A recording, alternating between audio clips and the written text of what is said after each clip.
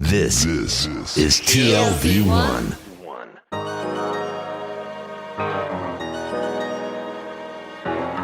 The Tel Aviv Review.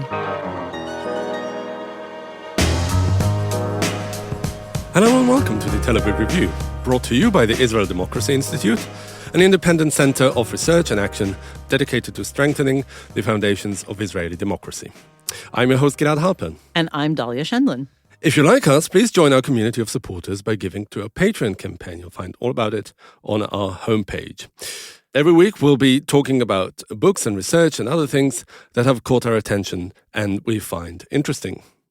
We're very pleased today to welcome Professor Natan Sussman, who is a senior visiting research fellow at the Israel Democracy Institute, a professor of international economics, and director of the Center for Finance and Development at the Graduate Institute of Geneva. In the past, he was also associate professor of economics in the Department of Economics and in the Integrated Philosophy, Economics, and Political Science Program, PEP, at the Hebrew University of Jerusalem, which he co-founded. He also served as associate dean of the Faculty of Social Sciences there. He was the director of the research department at the Bank of Israel and a voting member of the Monetary Policy Committee. At the Israel Democracy Institute, he leads the team on macroeconomics in the project Israel 2050, Climate Crisis Preparedness. And today we'll be discussing his new paper, Carbon Pricing in Israel, prepared with Israel's Ministry of Environmental Protection, published in August 2021. And Professor Sussman was the leader of a large team of researchers, we should add. We will now move to the first name basis. Nathan, welcome to the show. I'm happy to be here. I think we want to start by understanding the issue at hand. What is carbon pricing, and why has it been determined to be such an effective tool to combat climate change and specifically carbon emissions? Okay, so let me begin by I'm telling you a little bit about prices and carbon in more of a general framework. So most of us think of goods we buy that we want to consume or plan to consume, and we're willing to pay a price to purchase these goods for our benefit. Now, most of us don't consume CO2. Most of us don't consume. Actually, we emit CO2. So it's not something we want to buy and pay for. And however, it is a problem that when we're consuming many goods or producing many goods, we're emitting CO2, we're emitting carbon gases, greenhouse gases to the environment. And it has been shown that these gases are responsible to a large extent to what we call global warming. Now, global warming in itself is very costly to the environment, to society, and potentially, if you don't do anything about it, so the scientists tell us, could be even deadly for us. Therefore, there's something of a cost associated with our consumptions of various goods, which is related to the fact that they're produced using CO2, using carbon gases. Therefore, we have to correct for this. And in the economics parlance, we call this an externality. So none of us really want to emit CO2. None of us really wants to make the environment warmer and cause all this damage. However, by consuming the goods we are consuming, we're causing this. And we have to internalize this cost in our consumption. And that's why we need to price carbon, because by pricing it, we see a price tag which is associated with the negative externality that is generated by our consumption. So that's why we need to price carbon, and that's why it's something which is not natural. Is it meant to curb consumption and therefore, lower emissions, or is it meant to raise revenue for states to combat climate change more effectively? So the initial importance of carbon tax and initial target of carbon taxing is to reduce consumption of carbon-emitting goods and to shift our consumption and production from those that emit a lot of carbon to those that emit less carbon, and ideally even to those that actually reduce carbon by what we call carbon sequestering and so forth. So it's a price incentive that changes our consumption. Of course, and we'll discuss this, I think, later on, there are various schemes to price carbon. And the carbon tax is one scheme that also raises revenue. And then we can we could talk about what we can do with this revenue, but before we go into that, we want to first clarify the different mechanisms. Yeah, I do think there's a need for clarifying, because I think maybe even unconsciously you started talking about carbon pricing and then moved quickly into carbon tax. And I think for those of us who are not in the field, it would be helpful to understand the relationship between them. Yeah, so I think we all understand that we need to price carbon, that we have to take this into account in our consumption and production decisions. The question is, how do we do this in the most effective way? And essentially, there are two ways to do them, and it could be a hybrid of the two. But if we take two extreme, one of them is to create a market for carbon, just like we have a market for any other good, regulated by the government, perhaps, and probably. And in that market, there will be a price which will be determined, like the prices of tomatoes or the prices of oranges or the prices of TVs or anything else. And this is a market, and there's no tax. It's a market with a market price. The other mechanism is a carbon tax, which is a tax which is imposed. It's like a consumption or production tax, which is imposed on the consumption and production of goods according to their CO2 emission outcomes. So those that emit more are taxed more, those that emit less are taxed less. So these are two different mechanisms. And you would think that those of us who prefer market economics, neoliberal ideas, and so forth would probably prefer the market one, where we create a market and people trade this, and they think this is the most efficient way to price carbon. Whereas those that are more skeptical about competitive markets and how they function will probably prefer a tax, a carbon tax. And again, you could be hybrid. I mean, it doesn't have to be either or. You could be there could be a combination of these things. In places where we think the market works pretty well, we can have a market. In places where we think it doesn't work, we could have a tax or any other combination. But your team, especially specifically when it comes to Israel, has come out resolutely in favor of carbon tax as opposed to carbon trading. Can you explain why? And maybe if I can add, is that a decision, is that a conclusion that reflects what you would consider political leanings of your team? So I would say generally that there is a political economy concept or leaning that involves accepting one or the other. So I think in the early 2000s, before the great financial crisis, in the era of globalization and neoliberal thought and markets, etc., that's when the carbon market, the carbon trading systems were adopted, mainly in Europe. This was in the spirit of the times that favored markets, favored globalization, free markets, less government intervention, etc. Since then, we've been through a financial crisis, which showed us that financial markets don't really function the way we think they do. Then we have the COVID, which again shows us that government intervention is really crucial and we cannot rely on markets. And then there's also in the background the environmental crisis, which has shown us too that the fact that markets don't incorporate these things, and unless we do something, we're headed towards disaster. So I think a lot of us have, and many economists too, have moved away from the idea that markets are the solution to everything. So I wouldn't say that in terms of our team it was a leaning, but in terms of sort of thinking based on the experience of the last 20 years as to what would work best. Incidentally, it's not just our thought. More than 3,000 economists signed a petition saying carbon tax is the most efficient one, including most, if not all, the Nobel laureates in economics. It's endorsed by the big international economic organizations, the World Bank, the IMF, also the OECD. So this is not just a whim of a team that I led at the Israel Democracy Institute that has some leanings here and there. It's an accepted common wisdom now in the profession. And so it's not specific to the way the Israeli economy works, or maybe its system of government, etc. It's a universal truism.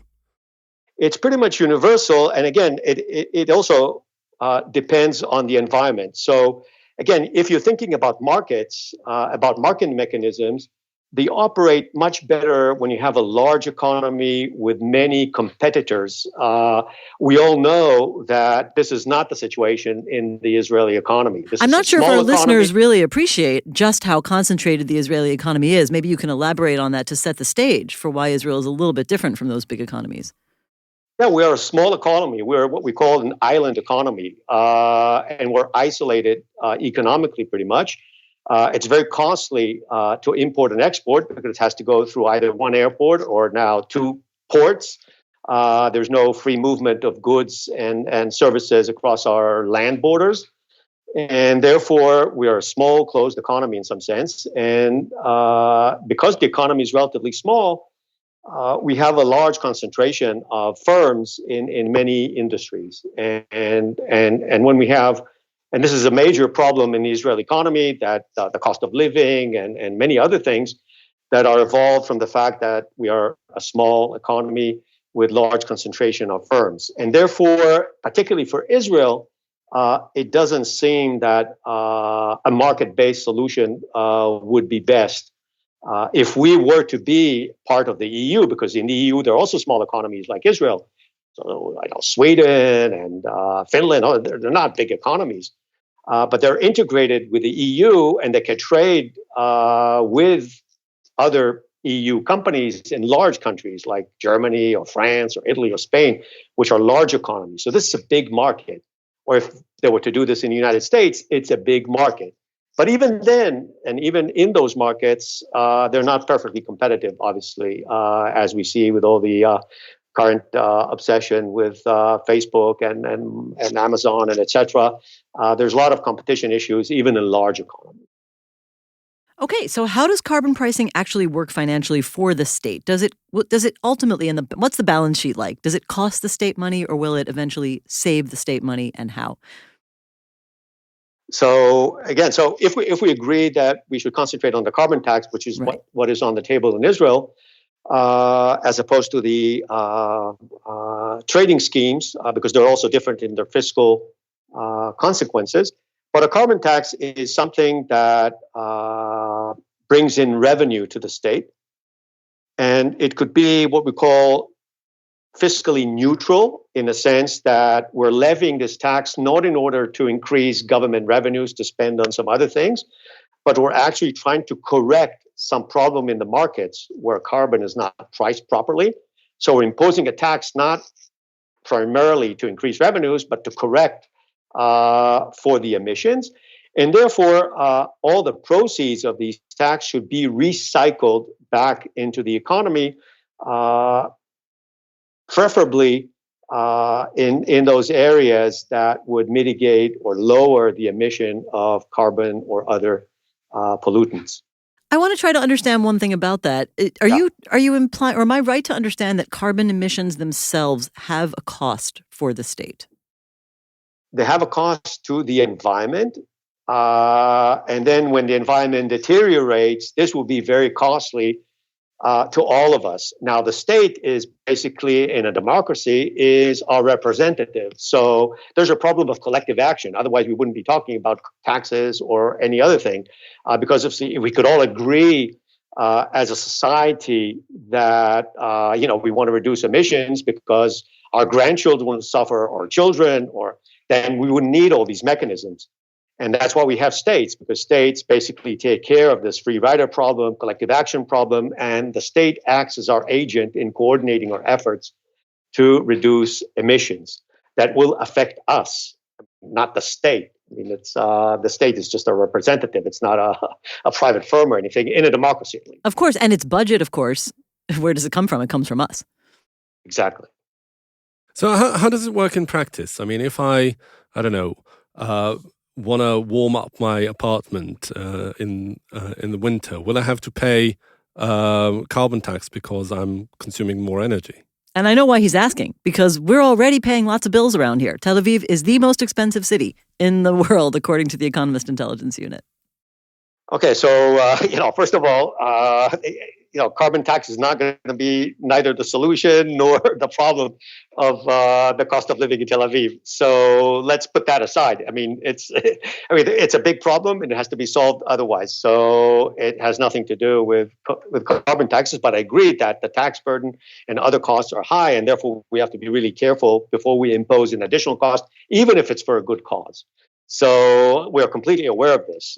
That's for sure. But going back to your specific question, so suppose you have the choice of heating your apartment using solar energy, using electricity, or using a kerosene heater.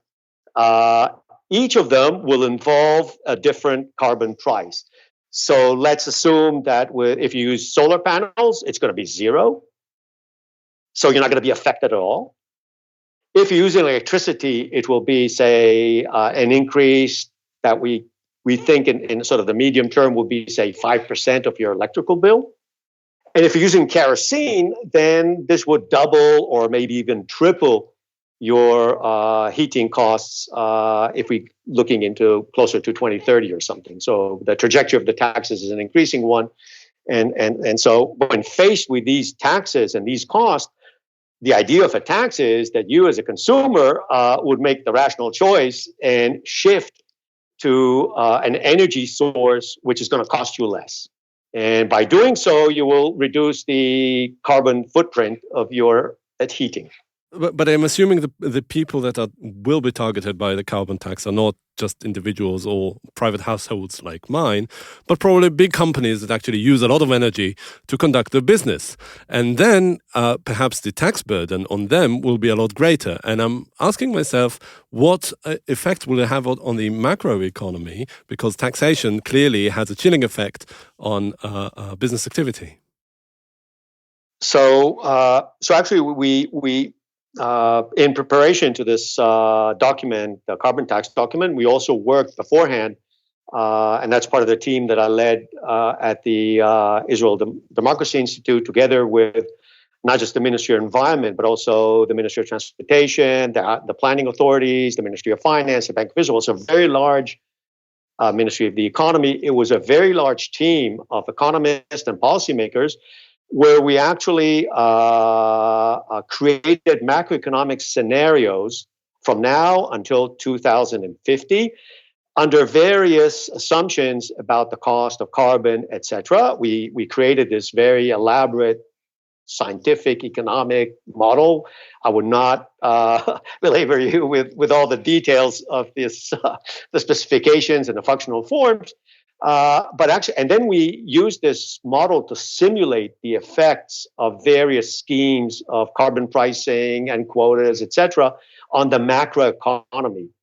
And what we found is that in the worst case, going from now until 2050, which is a very long period of time, the worst case scenario is that we would lose maybe 0.2% of GDP in this process. But this is the worst case. That's we're not not very talking much. about all. It's not very much. It's basically costless. And we're not talking about potential benefits that could accrue by adopting new technologies, new equipments, etc., modernizing factories and industry, shifting to more efficient production, etc. So this is not taking all these things into account, and not our health or any other benefits that could accrue. We're just talking about, just cost.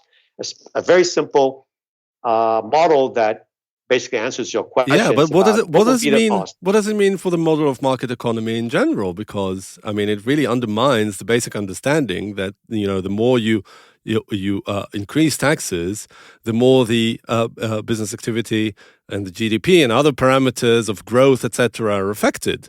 So basically, you're saying, just in relation to carbon tax, but you can extrapolate it to taxation in general. That it doesn't really; it's only a dent. Are you advocating a no tax system in the world? No, the contrary. Just increase taxes. Right, but there are taxes in the world, and corporations know how to cope with them.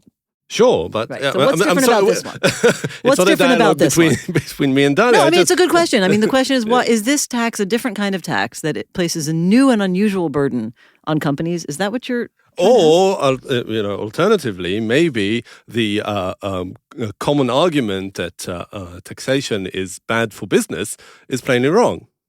let's. I mean, we have to clarify between what's good for business, what's good for the economy, and what's good for the businessmen. So, Right. I mean, I like the way you think. So obviously, any tax is in the short run for sure a big headache for the businessmen, for the manager of the corporation, because it's an additional cost they have to deal with. So there's no other way around it, and that's the immediate effect. But with this carbon tax, unlike corporate taxes and other taxes, the intention is that this will be a headache for the manager, because we want the manager to say, gee, I'm using a lot of carbon in my production process.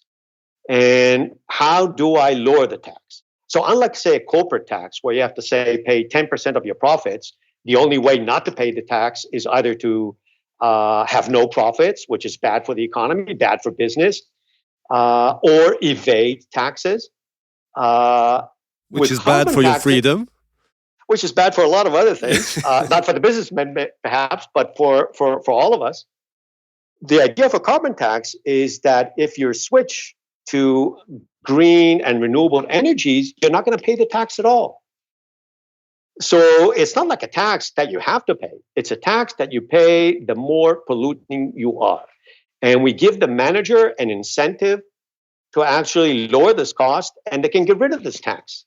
So in the short run, you cannot really switch production and change your energy sources overnight. And that's why in the short run, it's a big headache for the firm. But in the long run, being more efficient in your use of energy increases your profitability because you're saving on some input in the way you're producing your good. You may be installing new equipment, which you might not want to do right now, but we're giving you an incentive to do so. But this short-term problem is a problem, and in the report, and I guess if we talk about a little bit about the political process, we have to take these things into account, not only in Israel, but everywhere. This is a problem of the short run. How do you actually make the transition to be what we call a just transition? So basically, your model is based on the assumption that at some point, most businesses will just transform to renewable energies. Yeah, that would have to, because that's the rational thing for them to do. Right. It's just a matter of time. Some can do it faster, some will take longer, and some firms that don't get it, they might shut down and be replaced by firms that are efficient. So that's like in any other business environment. This happens. I mean, the firms that don't get it, managers that don't get change in the environment in any way, lose out. Well, I appreciate your optimism that people generally do the rational thing. But let me ask you, how are things going in Israel right now on this issue? I mean, the new government announced that it will phase in a carbon tax. The new budget was passed a few months ago, and in that budget, Israel pledged to become carbon neutral by 2050. So do you feel like this government is essentially on the right direction? You have good partners for advancing these policies. Israel is basically doing the right thing and going in the right path? Yeah, I mean, if we go back to when we started this in around 2018, 2019, I was already surprised as an economist, as a member of academia, which is usually critical of the government, etc. Everything, yeah, maybe. I was surprised at the level of enthusiasm for adopting these things in the government sector. So the people in the government ministries, the economists, the planners, I think that for the most part, I would say almost all of them are sold on this idea. And that's a good place to start from. It's the fact that the civil service, the professionals within the civil service are actually for this thing and actually cooperating amongst themselves to achieve this. It's not a whim of the Ministry of the Environment, which is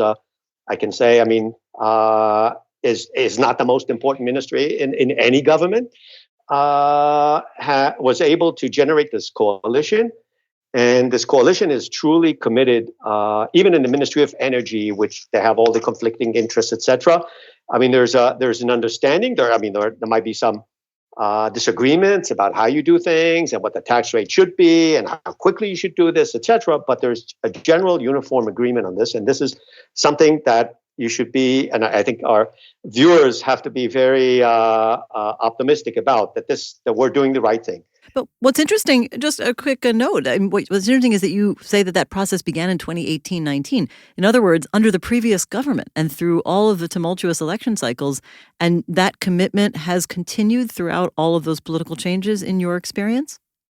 Yeah, so I mean, in general, this is something very optimistic about our government system. So, we usually like to criticize the government. They're inefficient. There are all these other things that we like to say about the government. But I think our institutions are working pretty well. I mean, once you go down, and then the obstacle is obviously the political one. When you get to the ministries, when you get to the government, the politicians, the members of parliament, the members of the Knesset, that's where the obstacles are, not in the government sector. So I think that's something that, it's politics. And so the previous government did not pass a budget. They didn't think long term in any, it's not just the environment, it's transportation, education, health, you name it. So I don't think it was something against the environment per se. It's just the fact that the government didn't function, didn't pass a budget. But once we have a government that's committed to actually doing things and passing a budget, then obviously if you have almost the entire public sector as the professionals behind this is something that could work. Another thing that we found out when we were doing this was I think a year ago in 2020 or early 21. The IDI conducted a public opinion survey amongst Israelis about their readiness or their understanding of the climate issues, their readiness to pay for this in terms of either taxes or other measures. And we found an overwhelming support in the Israeli public for these things. So when we did the survey, it was anywhere between 70 to 85, 90% approval for these measures, and I think the politicians know that. So there are already in the current budget, there are provisions for that? For part of your recommendations have been adopted in practice? Yeah, so there are many, many provisions that are being adopted. It's not, obviously they could do more, but I think it's a major step forward. And if Israel were to adopt the carbon tax, because this is pending decision by the Knesset, if we do adopt the carbon tax in Israel soon, we'll actually be what we call or lagoim in this sense. Light unto the nations. Light unto the nations, exactly. I mean, we would be so I think it's really critical we do this, and we can, and I think a lot of small countries in Europe.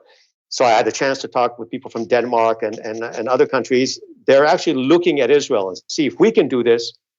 They can do this because in all these countries, there are all these obstacles of passing these things like carbon taxes. Really? Because in the paper that you wrote and we read, it says that 95% of OECD countries and even less wealthy countries than Israel, like South Africa, Colombia, Ukraine, have introduced some sort of carbon pricing schemes. But Israel hasn't. Well, this startup nation, etc. Why is Israel so behind? Okay, so first of all, you have to clarify what are some measures of carbon pricing. So there are measures and there are measures. And so if we take one extreme, which is a case that leads the world in many other of these types of things, it's like Sweden. So Sweden has the largest carbon tax, the highest carbon tax. It's almost $130 per ton, which is, I think, it's very high. They also participate in the European trading system, etc. And they're the OECD country with the lowest carbon emission per capita in the OECD, half of that of Israel. So we take one extreme. But then there are other countries that adopt some kind of measure, which might say is better than nothing, but is not very effective or is a lip service. But you have to start somewhere. I think why Israel didn't start, and I said we talked about this before, is that prior to this government, we had a government that was not passing any of these things, did not pass a budget, so we couldn't do these things.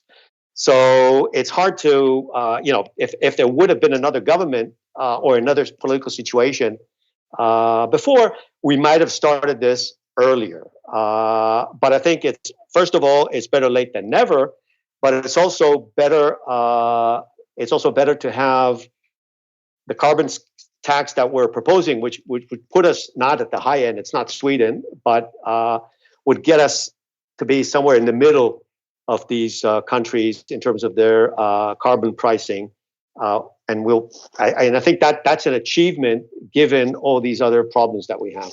I know you're an economist who focuses on these issues, but I think that it's interesting to note that, in my mind, as a political analyst, one of the reasons maybe why we have such high support in Israel over this issue is that it has not become as politicized in the way that it has been in many other Western European countries, and certainly the U.S.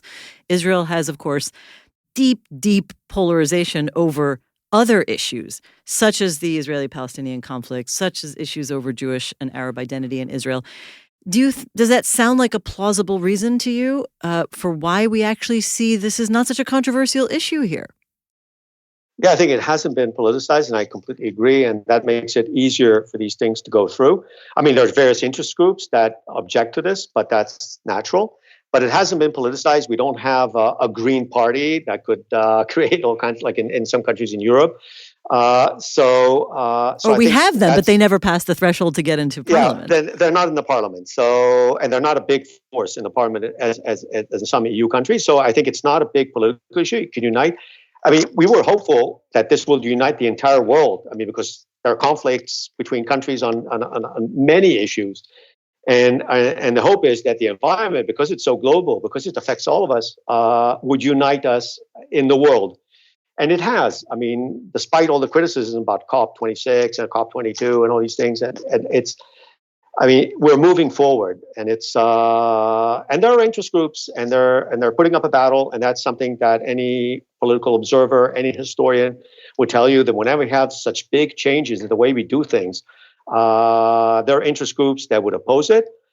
But again, I could be optimistic in terms of, again, being also an historian, is that big reforms that impacted the short-term interests of very powerful business elites did go through.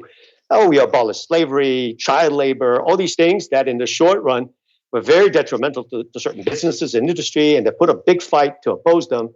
But we were successful. So I think that the fact that this is a global issue, it's pressing, it will affect all of us. Is there any international scope to your work? Because Israel, at the end of the day, is a small economy. The carbon emissions aren't, the measure of lowering emissions would not affect the global scheme of things very much. Are you concentrated in Israel just because it's the right thing to do? Is it, just some sort of leading by example, or is there something more substantial to it?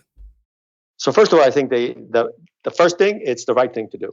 And as we said before, it's a collective action issue because the world is composed of all kinds of countries. And I think if we want to solve this, and we don't have a world government that can impose it as in the domestic situation, we have to agree to contribute to this thing, even if we're small.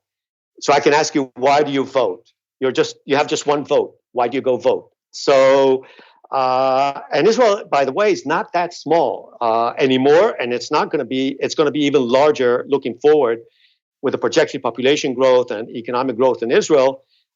We would be a relatively large economy, modern economy that per capita pollution could be very high. So I agree, we're small, we're not going to change the world. I mean, in the end, it's China and the United States that produce most of the pollution in the world. And if they don't do anything, then no matter what we do, we're pretty much doomed.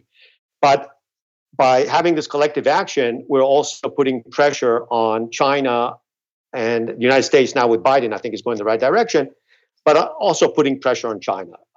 Because if everybody would say, I mean, you just do it, we don't have to do it because you're big, they're not going to do it. Mm-hmm. And we need this coalition. So first of all, I agree it's the right thing to do.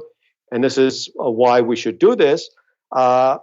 Incidentally, I think that's also, we're now in the process of translating this report into English, because I think that in some other countries around the world, they can learn about the process that we had here. Again, I keep my fingers crossed that will pass in the Knesset in the next few weeks. There could be something that could learn about how to do these things right, in some sense. How do you generate this coalition of stakeholders? How do you do this thing professionally? etc., to get these things approved. So that could be a side benefit of what we're doing. But as I said, the initial thing is you want to do the right thing. And it sounds like you had some success in convincing government ministries to listen to your work on this, because in June at the Eli Horowitz conference that the Israel Democracy Institute produces, apparently 4 government ministries came together to declare that they would reduce carbon emissions. Was that a real, working functional synergy between civil society, academia, and government?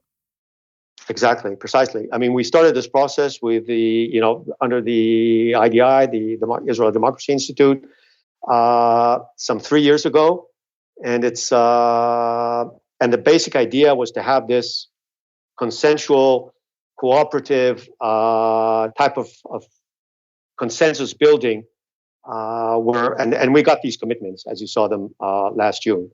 But I think it was, again, part of the design, and that's why we think it's important for us to show other countries how you can do this. It's not just the Ministry of Environment, it's not just the Green Party, it's actually building a coalition. And this, again, it couldn't have been done without the enlistment of the professionals in the government, in these ministries, for the case. We have to wrap up soon, but I want to ask one final question, unless Gilad has any further questions afterwards, which is about strategy for communicating with the public. I'll be honest, this was a dense and difficult report because a lot of the language is stuff that people who are not in this field are not familiar with.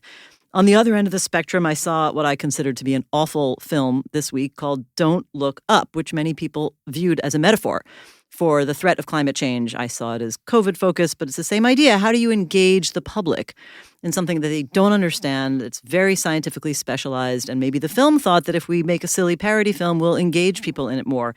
Maybe Greta Thunberg's activity is the best way to get the public engaged. How do you propose bridging that gap? Well, a podcast is the answer. There we go. Yeah. I mean, I didn't want to pat ourselves on the back, but I would like to hear your approach.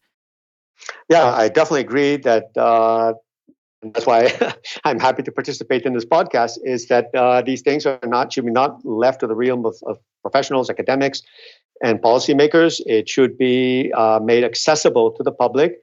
I wish that it's not in my control, but I think that the government officials, the Bank of Israel, etc., could have done a little bit more in terms of making this more accessible.